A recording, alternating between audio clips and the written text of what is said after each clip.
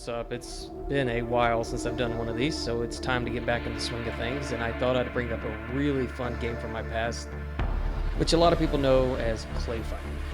This game was very interesting because at the time, fighters were really getting going, so to speak.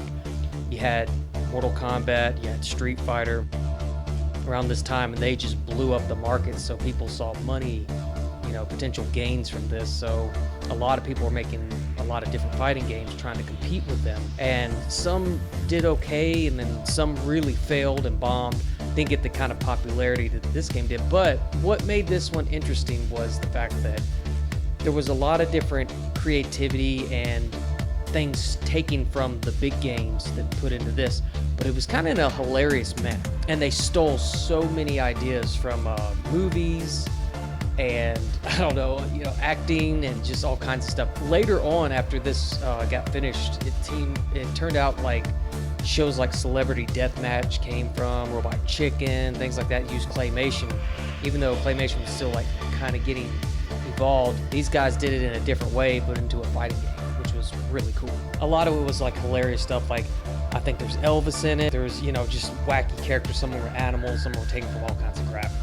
And it's hilarious because like they just made it work. One of my two favorites that just seemed like they were like the mascots for the whole series was the Blob and Bad Mr. Frosty. Bad Mr. Frosty was probably like my favorite character. He reminded me of like Sub-Zero a little bit because like the whole freeze thing. There was the second game is my favorite version of him because he would have his hat backwards and stuff. I think he stole that from Over the Top, and he was just really cool. He came on the front with the chain and everything, and they call it C2, referencing Terminator 2 at the time. And the rabbit in the game, he had the same kind of thing. He had like the bullets across it, kind of like a Rambo. The movesets were interesting too. They gave him different kind of moves. Like I remember Bad Mr. Frosty could do like slide moves.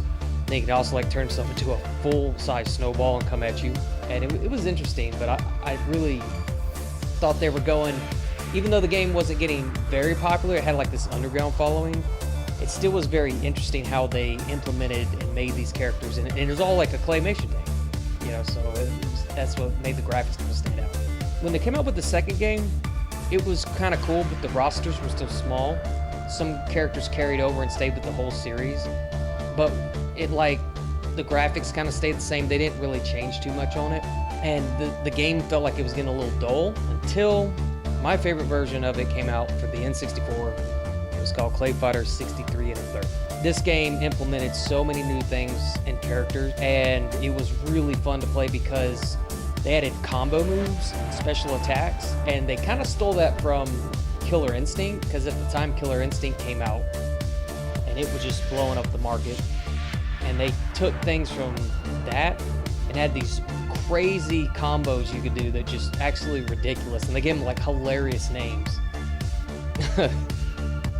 There was another character called Ichabod Clay, which is actually a reference to the Headless Horseman. Pretty much you kind of figure a ghost has a pumpkin head, those at you. His level was really cool. It was like in a graveyard, and you could hear like the rain coming down, see the lightning and stuff. It had a creepy vibe, and there was an interesting thing that game did I didn't see any other game at the time do, and that you could knock people around the level to different parts.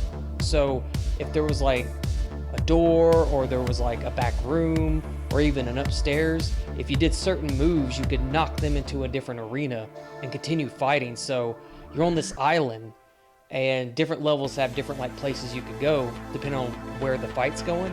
And a lot of like early fighting movies, you saw this a lot, where people would be going at it and they're just running up the stairs, downstairs, and across there, on the roof. This kind of like stole that idea, and it was kind of cool because like a lot of games, you just stayed on one stage. You couldn't really go anywhere else, and that was it. This is like, hey, you can brawl anywhere.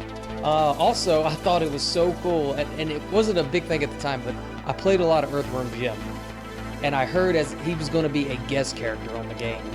This is like early days of guest characters, because now the market floods on them, especially on fighters. They try to throw things from movies and other video games, and superheroes are the thing now. But at that time, for another character to take from one franchise to hop over, and of course like to get the rights and everything, had to be It's a little bit more challenging back then. But I was shocked because I kind of forgot about Earthworm since the Super Nintendo age, and the fact he was coming back in the game, he was on the cover, I thought that was really cool.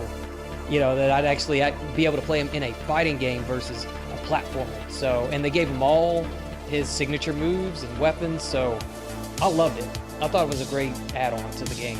And then the Sculptor's Cut version came out, and this is like the last little hoorah for the series.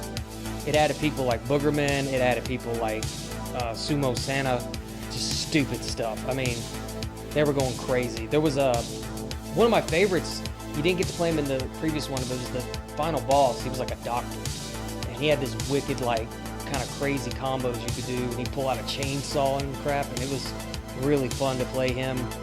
And I think the Statue of Liberty is in the game.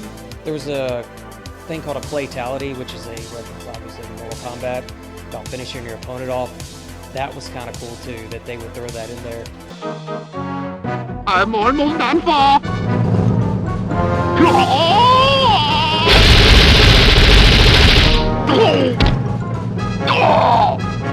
Claytality!